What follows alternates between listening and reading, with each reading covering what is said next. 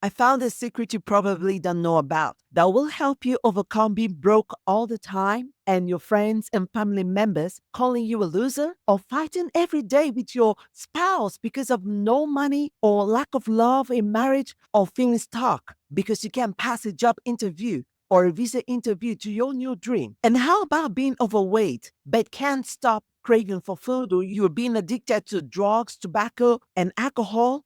Or you may be experiencing chronic illnesses. I have a secret that will change the trajectory of your life dramatically. You will be able to pass your job or visa interviews, enjoy a happy marriage with your spouse, have enough money for your needs and for the people around you, and become healthy again, free from sicknesses, cravings, and addictions. Above all, live joyfully no matter what stage of life you are in. The secret is that you must pay attention to eating in the dream. That's right. This is a critical warning dream you may have had or still have. Understand its powerful biblical meaning and immediately implement the necessary actions that I will show you in this video. I promise you that your life will never be the same by the grace of the Almighty God. You got this. Don't miss out on this game-changing insight that could change the trajectory of your life for the better. Hi, my name is Joanne Udeh. Welcome to my channel. Here, I share biblical tips to help you find peace of mind, succeed in your endeavors, and work towards achieving your goal of reaching heaven. Please do me a favor and click the subscribe button so that YouTube can promote this video to others who may benefit from it. Let's get started. Before we dive into the symbolic meaning and origin of eating in the dream, I want you to be able to connect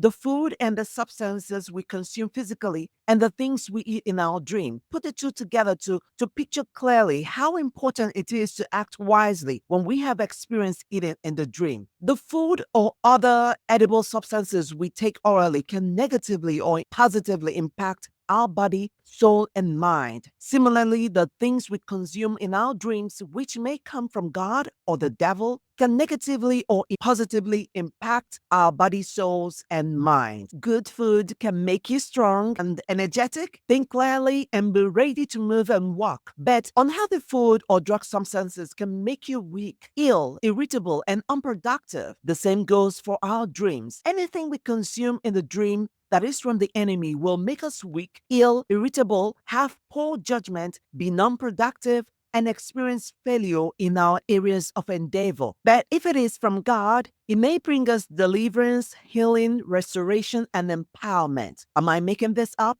Absolutely not. The Bible tells us in Job chapter 33, verses 14 to 18, that God speaks to us through dreams. Proverbs chapter 25, verse 2 reminds us that while God hides profound truths, we can search them out. There are many warning dreams that you may experience in your lifetime, but this particular warning dream is very common. And please go watch my video on Master How to Interpret Dreams Biblically to Gain Freedom of Success for a more in-depth explanation on how to interpret your dreams. Let's keep going. In this dream, you may find yourself eating something like meat, fish, or an unknown substance at a gathering or from a stranger. Family members can even give you something to eat or a friend. And sometimes when you wake up, you don't feel concerned about it. You don't pray against it to cancel its effect if it was from an enemy, or pray that it manifests if the thing you had eaten was from God. This may be a recurring dream for some people, meaning that you keep having the dream. You may have noticed that when you have this dream and you wake up, you feel full or you have a strange sensation in your mouth. Sometimes you may just be overwhelmed with sadness or lack of purpose and you just woke up from a regular hour of sleep. When I used to have this dream, and it was recurring in my own case, I would observe that I would start from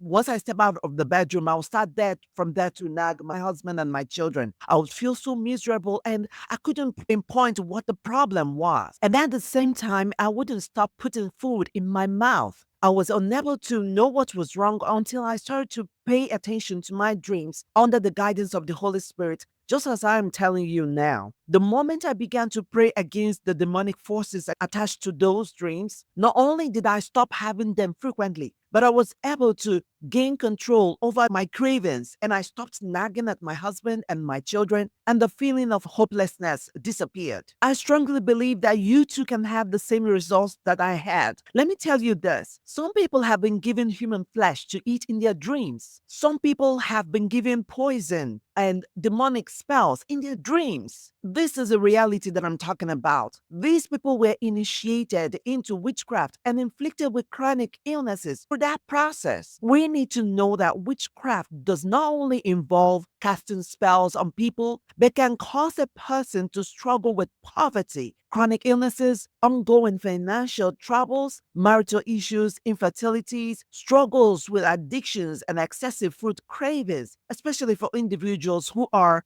unaware that they have been initiated into witchcraft. Sometimes this type of dream may not be connected to witchcraft, but rather be a manifestation of a malicious individual's intention to harm you in your sleep. Turning to God in total obedience is the only way to counteract the effects of this dream. Charms, chakra, yoga, cleansing with sage, voodoo, talisman, or other kinds will never save you. They may only transfer you from a higher demonic power to another temporarily, just maxing the effect of the attack. However, your life will still be miserable because the actual reason for the attack is what you are manifesting by jumping from one deity to another god, the same kingdom, the same purpose. They aim to destroy you and probably send you to hell. Because if anyone dies while serving or being protected by a fallen entity, he or she is never going to heaven. If you're still watching this video, please click on the subscribe button to help me spread this message and, of course, grow my channel. Thank you for your subscription. It means a lot to me. All right, I found an interesting testimony on a Christian blog that I would like to share. A young man recounted a night when he dreamt of eating a bitter meal that made him want to vomit. Upon waking, he felt uneasy about the dream. Over the next few days, he noticed a co-worker tampering with his lunch. When he confronted this co-worker, asking, "Why are you touching my lunch?" the co-worker casually replied, "Oh, I thought it was mine." Can you imagine that? The young man decided to discard the food, believing his dream was a warning about that incident. Some might consider this an honest mistake. But what if it wasn't? What if it wasn't? The coworker could have been trying to poison his food. Now, is everything we eat in dreams bad? I don't think so. So as I've said before, just as God gave Ezekiel a scroll to eat in a dream in Ezekiel chapter 3, I believe similar vision can still occur today. However, many of the things we eat in our dreams have demonic origins. The dream may also be a revelation of ancestral covenants. Apparently, somebody in your family is still renewing the covenants. It's important to understand that ancestral covenants often involve idolatry, as they are typically made with territorial demons and principalities. In most part of the world, especially in Africa, Asia, and the Middle East, there are norms and customs as well as traditional rites that are a form of ancestral worship and renewing of demonic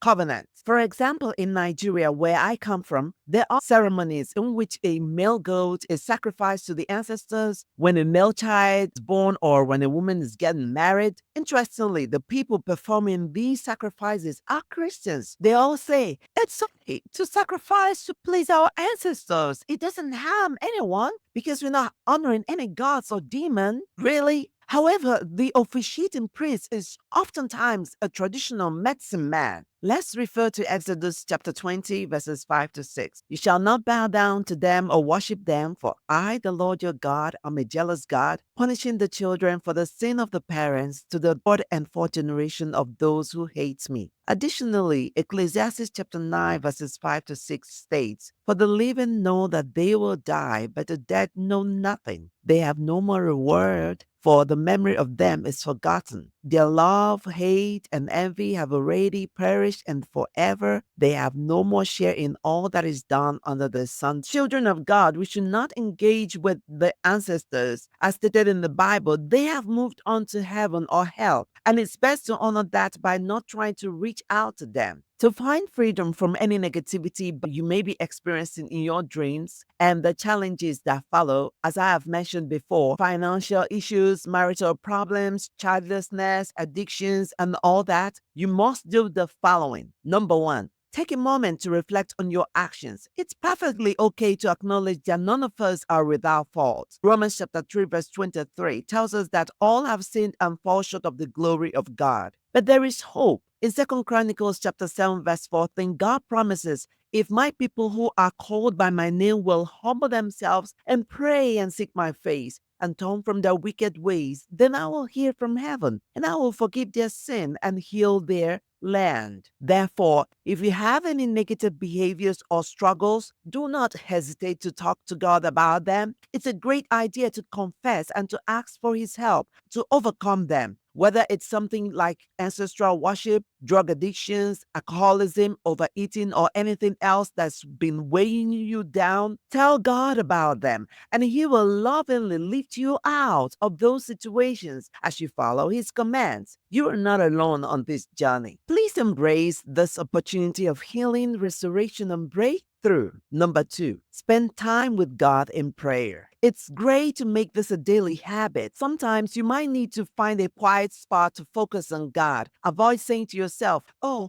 I'm too busy for God this week. I'll pray while I'm out running errands or driving. Or I will dedicate my time for God next week. Although praying while driving or running errands is not a bad thing, that it is insufficient. Remember, making time for Him can bring so much joy and peace because it makes it harder for the devil to infiltrate your dreams and mind with negativities and sinful imagination. God will gradually or suddenly deliver you from every yoke of the enemy. You will hear Him speak to you words of admonition and encouragement. He will show you dreams, visions, ideas, and even people who will help you out of your unpleasant situations. It's not okay when we don't feel love for God, because God commands us in Luke chapter 10 verse 27 to love the Lord your God with all your heart and with all your soul and with all your strength and with all your mind. And in Psalm 91 verse 14, the Lord says, because He loves me, I will rescue him. I will protect him, for he acknowledges my name. So it is important for us to spend good time with God. When you love someone or something, you would want to spend time with them. If spending time with God bores you, please don't take it lightly. Pray to be delivered from such a trap. Please click the like and subscribe button to make this video available for others to watch on YouTube. Let's continue. Number 3, fasting and holiness. In some cases, demonic oppression that occurs through eating and dreams may require fasting, as Jesus instructed His disciples in Mark chapter 9 verse 29.